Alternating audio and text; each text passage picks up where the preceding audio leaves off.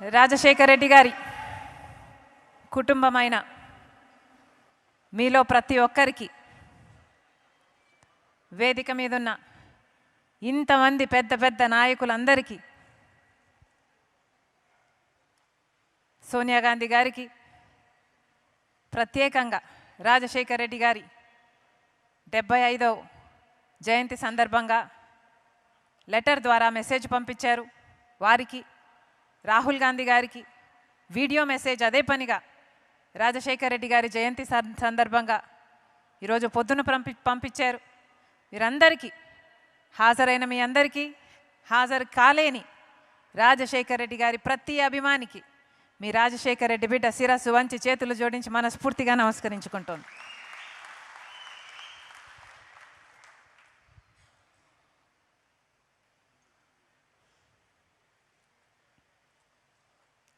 Doctor YS Rajasekhar Reddy,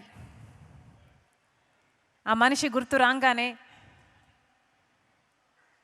మొట్టమొదట గుర్తొచ్చే అంశం ముఖం నిండా చిరునవ్వు.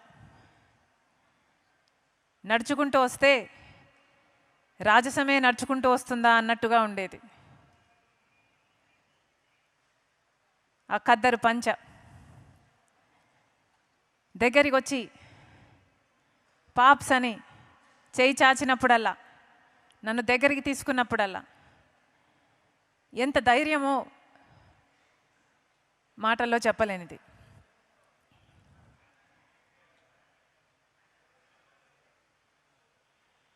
రాజశేఖర్ రెడ్డి గారు చనిపోకముందు ఆ కొద్ది రోజులు ఆయనతో గడిపిన జ్ఞాపకాలు మీతో పంచుకోవాలని ఉంది. ఆ కొద్ది రోజులు ఆల్మోస్ట్ నాన్నని నేను కలిసిన ఆఖరిసారి కావచ్చు. ఆ రోజు కలిశాను, మరుసటి రోజు నేను బెంగళూరుకు వెళ్ళిపోవడం జరిగింది. ఆ రోజు రాత్రి నేను కలిసినప్పుడు నాన్న మాట, పాప్స్ దేవుడు ఎంత చేశాడు కదా, మన జీవితాల్లో దేవుడు ఎంత చేశాడు, ఏమీ కానీ నన్ను ఇంత దూరం తీసుకొచ్చాడు,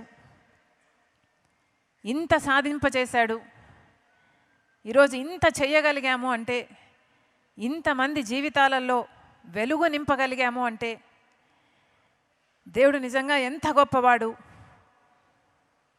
ఎక్కడో ఉన్నవాడిని తీసుకొచ్చి ఇంత ఎత్తున నిలిపాడు, ఇంత అవకాశాన్ని ఇచ్చాడు అని దేవునికి ఎంతో గ్రేట్ఫుల్గా ఉన్నాడు. ఉంటూ ఇంకో మాట కూడా అన్నాడు,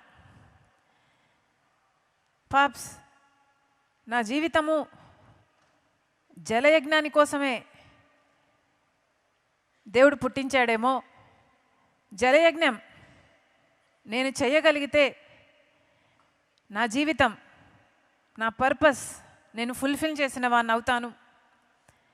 ఇవన్నీ, మిగతాటివన్నీ, ఆరోగ్యశ్రీ అయినా, ఫీజు రీయింబర్స్మెంట్ అయినా, ఇందిరమ్మ ఇల్లు అయినా, 108 ఇవన్నీ బోనస్. కానీ జలయజ్ఞం మాత్రం నా హృదయానికి చాలా దగ్గర అన్నాడు.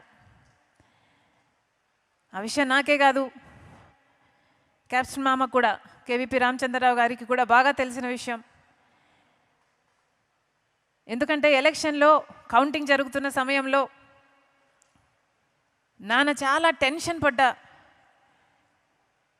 అంశం ఏది అంటే, ఎందుకు అంటే, ఒకవేళ మనం మళ్ళీ అధికారంలోకి రాకలేకపోతే జలయజ్ఞం ఏమవుతుంది, అన్ని ప్రాజెక్టులు ఆగిపోతాయి, ఈ ప్రాజెక్టులలో పెట్టిన డబ్బంతా వృధా అయిపోతుంది, వచ్చే నాయకులు పట్టించుకోరు, జలయజ్ఞం పూర్తి కాదు, 1 కోటి ఎకరాలకు నీళ్ళు ఇవ్వలేమని చాలా టెన్షన్ పడ్డాడు. అంత టెన్షన్ బహుశా తన జీవితంలో ఎప్పుడూ దేనికి పడుండడు.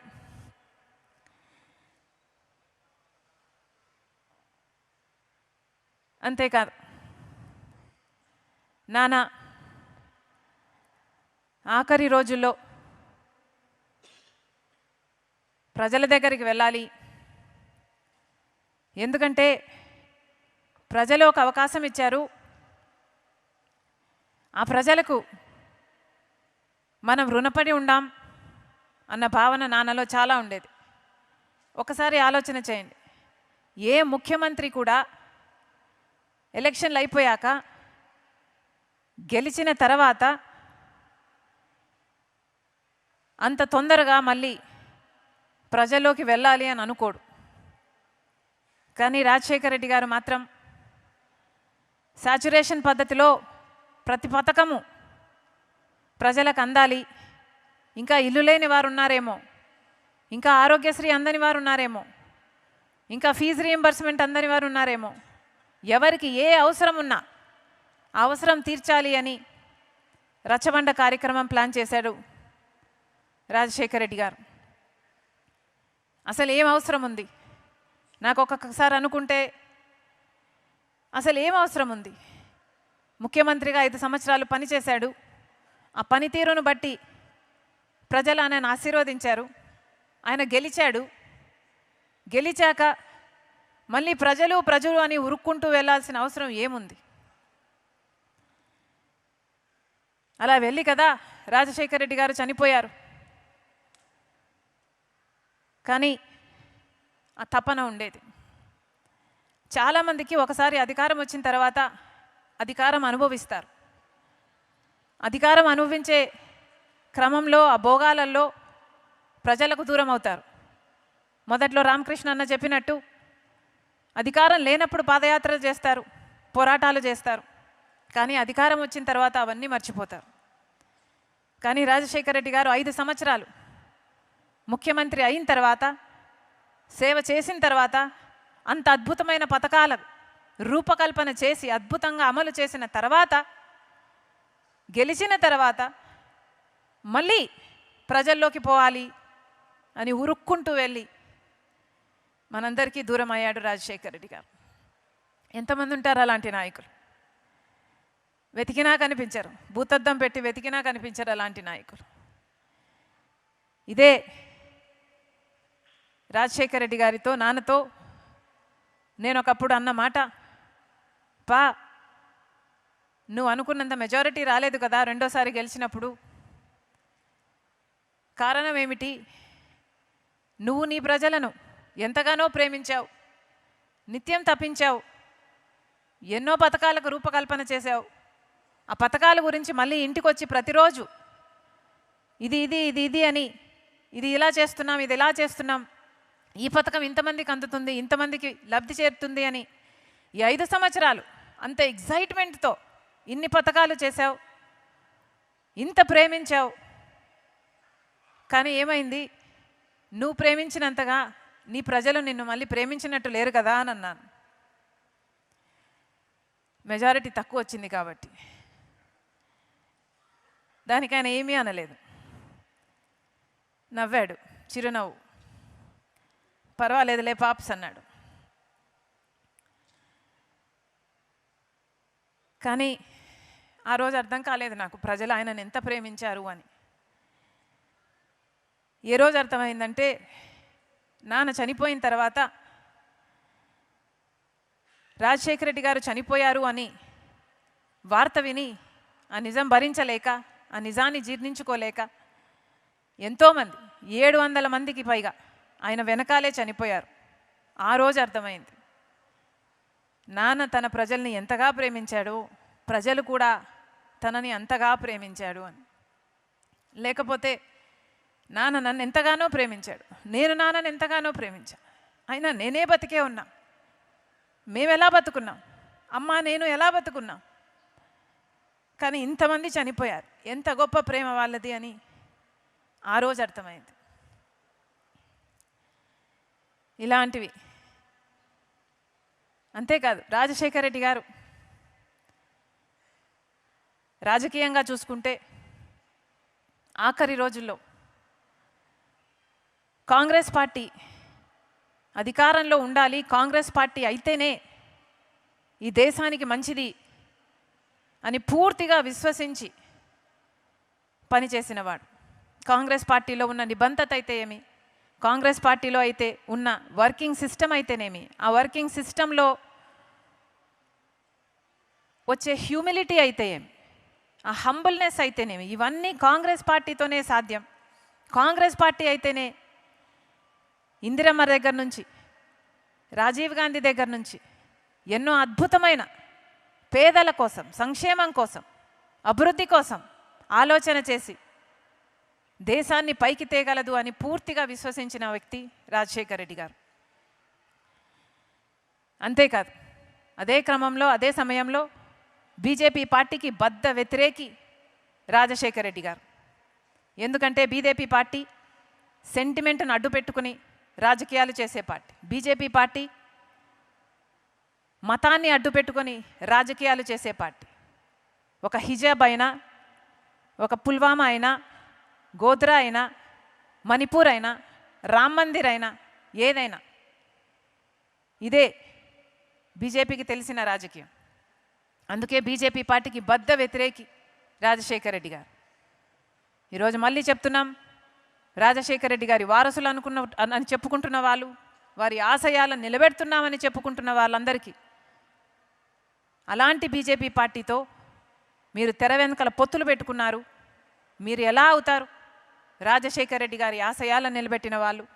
ఒకసారి ఆలోచన చేసుకోవాలి. ఆఖరి రోజుల్లో రాజశేఖర్ రెడ్డి గారు చాలా చాలా కోరికగా రాహుల్ గాంధీ గారిని ప్రధానమంత్రిని చేయాలి అని కూడా చాలా కోరుకున్నారు. మరి ముఖ్యంగా ఆ ఎలక్షన్ ఆ టైంలో, ఆ ఆఖరి సంవత్సరంలో ఎందుకో తెలియదు, అసలు ఆ రోజుల్లో రాహుల్ గాంధీ గారు పెద్ద నాయకుడు కూడా కాదు. అప్పుడు రాహుల్ గాంధీ గారికి వయసు 35 సంవత్సరాలు. పెద్ద నాయకుడు కాదు, పెద్ద నాయకత్వ లక్షణాలు లేవు. ఆ రోజులో పెద్ద నాయకుడు కావాలి అన్న తపన ఆయనలో కూడా లేదు. అయినా కూడా రాజశేఖర్ రెడ్డి గారు గుర్తించారు, ఈ మనిషి ప్రధానమంత్రి అయితే మన దేశానికి మంచిది అని ఆ రోజు గుర్తించాడు రాజశేఖర్ రెడ్డి గారు. ఎంత ముందు చూపు ఉండాలి ఆ మనిషికి. రాజశేఖర్ రెడ్డి గారికి రాజీవ్ గాంధీ గారికి చాలా దగ్గరి సంబంధం. రాజీవ్ గాంధీ గారంటే రాజశేఖర్ రెడ్డి గారికి చాలా ప్రీతి. ద పర్ఫెక్ట్ జెంటిల్మెన్ అనేవారు రాజీవ్ గాంధీ గారి గురించి. అలాంటి అంత జెంటిల్మెన్ కొడుకు కూడా తండ్రిలాగే ఉంటాడు, తండ్రిలాగే చేస్తాడు అని గమనించాడు. కాబట్టే రాజశేఖర్ రెడ్డి గారు మిగతా ఏ నాయకులు కూడా ఇక మాట్లాడకముందే, ఈ ప్రపోజల్ పెట్టకముందే రాహుల్ గాంధీ గారు ప్రధానమంత్రి కావాలి అని ఆ రోజు 15 సంవత్సరాల కింద చెప్పిన మాట రాజశేఖర్ రెడ్డి గారు. కానీ ఈరోజు చూస్తున్నాం మనం రాహుల్ గాంధీ గారు ఎంత గొప్ప నాయకుడు అయ్యాడు అని. నిజంగానే ఎంత మంచి మనసుంది, తన తండ్రిలాగానే ఎంత గొప్ప వ్యక్తిత్వం ఉంది అని ఈరోజు రాహుల్ గాంధీ గారిని చూస్తే అర్థమవుతుంది. ప్రేమను పంచాలని, సోదరభావాన్ని పెంచాలని రాహుల్ గాంధీ గారు పాదయాత్ర చేశారు. 7,000కు పైగా కిలోమీటర్లు పాదయాత్ర చేశారు. ఎంత గొప్ప విషయం. అంత దేశాన్నే ఏలబోయే ఒక ప్రధానమంత్రి ఈరోజు పొద్దున పంపించిన మెసేజ్లో రాజశేఖర్ రెడ్డి గారి గురించి, రాజశేఖర్ రెడ్డి గారి పాదయాత్రే నా పాదయాత్రకు స్ఫూర్తి అని అనటం, రాజశేఖర్ రెడ్డి గారు నా మెంటర్ అని అనటం ఎంత గొప్ప విషయం. నిజంగానే మనస్ఫూర్తిగా ఈరోజు రాజశేఖర్ రెడ్డి గారి బిడ్డ విశ్వసిస్తుంది, ఆ రోజు నాన్న చెప్పిన మాట నిజం, నాన్న కోరిక నిజం. రాహుల్ గాంధీ గారిని ప్రధానమంత్రిని చేసుకునే బాధ్యత మన అందరి మీద ఉంది.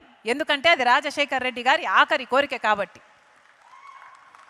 ఈ ఆఖరి కోరికను తీర్చాలా, ఈ బాధ్యత మనందరి మీద ఉంది.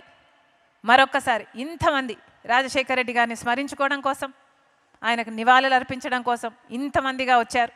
పేరు పేరు వంతున ప్రతి ఒక్కరికి, డయస్ మీద ఉన్న ప్రతి ఒక్కరికి రాజశేఖర్ రెడ్డి బిడ్డ శిరస్సు వంచి చేతులు జోడించి మనస్ఫూర్తిగా కృతజ్ఞతలు చెప్పుకుంటాం.